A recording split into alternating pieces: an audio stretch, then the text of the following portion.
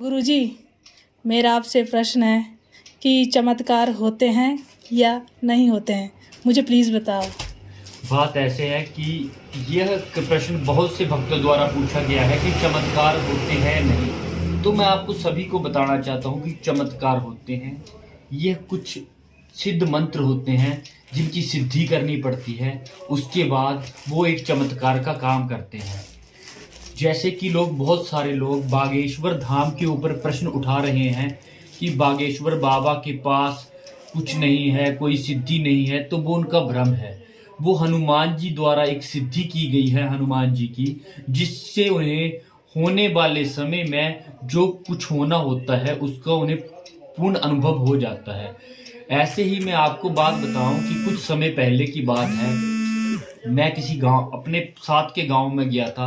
वहां पर हल जोत रहे किसान के बैल को एक कट लग गया था और उसका खून बंद नहीं हो पा रहा था।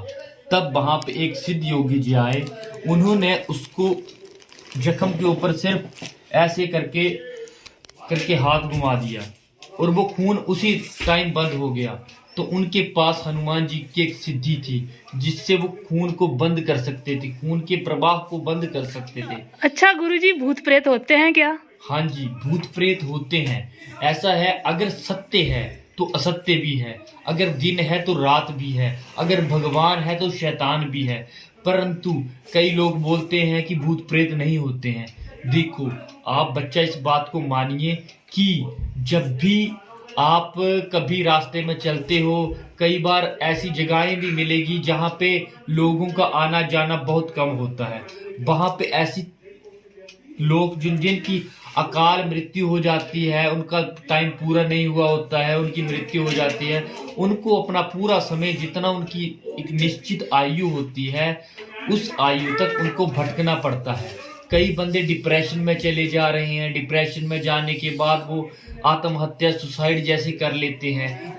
उनसे मेरा अनुरोध है कि जब भी आप कभी डिप्रेशन में जाएं, आपको एक मैं मंत्र देना चाहता हूं, आप उसका पालन कीजिए, आपको कभी डिप्रेशन आएगा ही नहीं। जब भी आपको डिप्रेशन या किसी भी भाई मेरी बहन को डिप्रेशन की समस्या हो, वो आधा घंटा के लिए सिर्फ एक बंद कमरे में बैठ जाए। गुरुजी, एक लास्ट क्वेश्चन। हाँ जी, पूछिए। जो हमारे साथ बुरे हैं उनके साथ बुरे ही रहना चाहिए या उनसे दूरी बनाए रखनी चाहिए? देखो, क्या करना चाहिए? कोशिश तो ऐसी होनी चाहिए कि जो हमारे साथ बुरे हैं उनसे कभी भी बुरे नहीं होना चाहिए, क्योंकि हम भी उनकी तरह उनके साथ बुरा व्यवहार करेंगे तो हम में और उनमें क्या फर्क रह जाएगा। कभी आपने देखा होगा गधा और घोड़े की शक्ल एक जैसी लगती है, नहीं पर जी, थोड़ा बहुत फर्क होता है, पर नस्ल उनकी एक ही है। हाँ पर जी। घोड़ा जो होता है वो शादी में दुल्ही को बिठाने के काम आता है जी। और जो गधा है वो ईंट पत्थर ढोने के काम आता है। तो हमें गधा नहीं बनना है। हमें अगर भगवान ने घोड़ा बना के या इंसान की योनि में भेजा है तो हमने इंसान बनना है। ऐसा इंसान बनना है कि लोगों के लिए प्रेरणा स्रोत बन सके।